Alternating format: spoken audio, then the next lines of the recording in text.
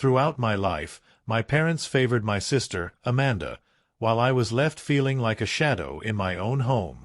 It wasn't that I lacked the basic necessities of life, food and shelter, but the emotional neglect I endured was immense. My name is Deborah, and I'm 38 years old. I'm sharing this story not out of a desire for sympathy, but because I think someone, somewhere might resonate with my experience. When I was 8, my life changed in an instant. My sister, Amanda, was born prematurely.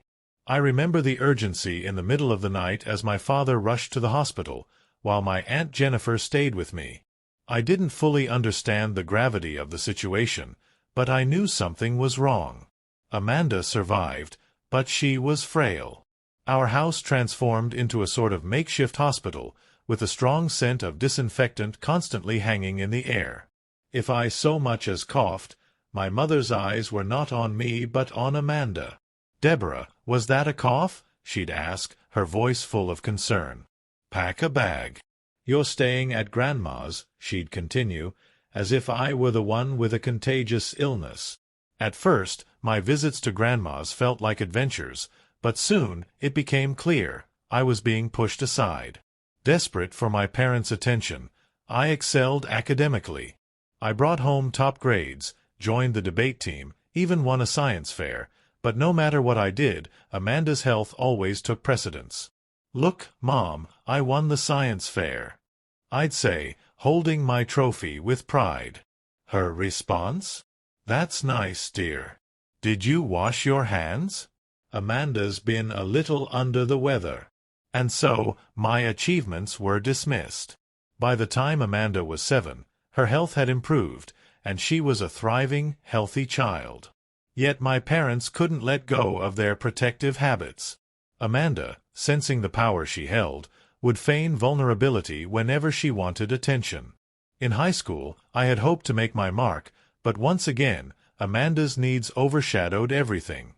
I had a real shot at a science scholarship, but when my teacher called to praise my potential, my mother's phone rang. Amanda was at home with the babysitter, crying about a missing pen. The phone call shifted focus immediately. My parents rushed home to help her, and my future was forgotten. Things only worsened from there. When I earned a full scholarship to college, I should have felt pride, but the reality was more painful. Amanda casually rolled her eyes when I announced it and declared, "Finally, you can move out. I'm turning your room into my gaming setup." College came and went, and I found myself distanced from my family. I spent more time on campus than at home, where every conversation revolved around Amanda. When I graduated and secured a managerial role at Thompson & Company, it was a small victory in my life. But it wasn't enough to break the cycle. Amanda was still the center of attention, and even when I won awards or achieved new milestones, it didn't matter. At 23, I decided to invest in my future. I started small, buying a few stocks here and there, until one day my investments skyrocketed. I was earning more from investing than from my job, and I knew I could walk away from the corporate world. But I kept attending family dinners, perhaps out of hope that things would change, though deep down, I knew they wouldn't. My mother would ask if I was still working at Thompson, and I would nod, knowing she didn't really care. Years passed, and by the time I was 29, my investments had turned me into a millionaire.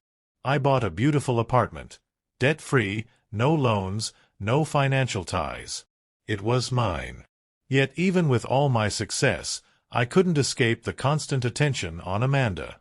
When my mother heard about my new apartment, her first question was about the rent, as if I were still struggling. But I didn't care.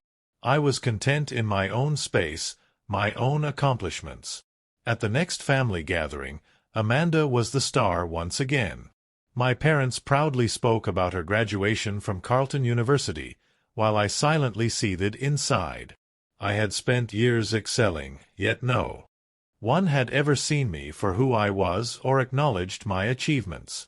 My cousin even muttered to his wife that I had settled for being average, while Amanda's accomplishments were constantly lauded. Then came Amanda's graduation party. It was clear that the money I had sent to my parents was being funneled into Amanda's extravagant celebration. Amanda strutted around, showing off her diploma as if she had solved world hunger. She waved it in my face and mocked my career. "Look at this, Deborah. Carleton University. Not some state school like yours," she sneered. I could have told her how much I was making, how my investments had surpassed her salary, but what would have been the point?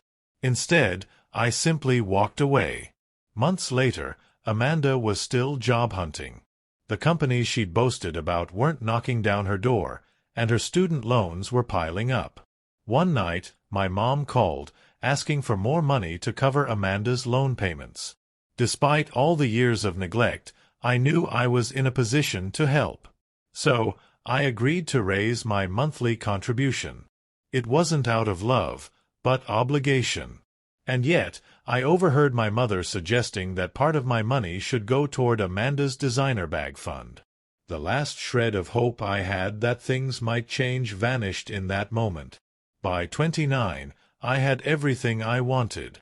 My investments were flourishing, and I had no need for the approval of anyone, especially not my parents. But the reality of my life was simple. No matter what I achieved, Amanda would always be the golden child. And I had learned to live with it, in silence, while I built my own empire. See things from my perspective. I realized then that no matter how much I explained, no matter how hard I tried, they weren't looking for understanding. They were looking for a way to make me feel guilty. It wasn't about family, or appreciation, or even gratitude for what I'd done. It was about entitlement and their own expectations. I didn't respond to any more messages. The barrage of calls only intensified as the day wore on, but I couldn't bring myself to engage.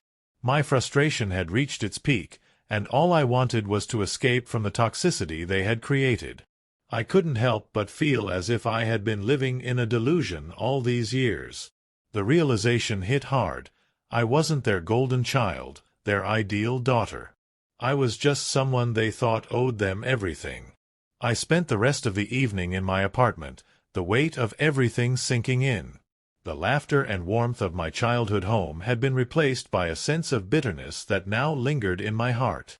I had always been the one who kept everything together, the one who gave without asking for anything in return, but in the end, it was never enough. No matter how much I did for them, it always came back to Amanda and her endless demands. I had worked so hard to build something for myself, something that was mine and mine alone. But now, in the eyes of my family, it was all a weapon to be used against me. They didn't see the years of effort, the sacrifices I had made to get to where I was. They only saw the money. The truth that had come to light was more than just a financial revelation. It was a painful eye-opener about my place in their lives. As I sat in my apartment, I couldn't shake the anger. It wasn't just about the money. It was about how they had always taken me for granted. They had never seen me for who I really was, only as someone to serve their needs. And Amanda, with her constant superiority complex, had been the worst of all. I didn't owe them anything, and I was done pretending like I did. I didn't know where to go from here, but I knew one thing for sure. I wasn't going to allow their manipulation to control me any longer. They had their own issues, their own selfishness to deal with, and I wasn't going to let it weigh me down anymore. I had worked too hard to build my life, and it was time for me to put myself first, for once.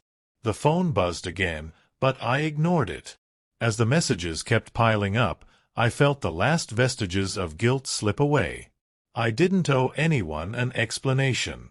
My success was mine to own, not for them to tear down. And from now on, I was going to protect that. No more guilt. No more giving in. They could fight among themselves for all I cared.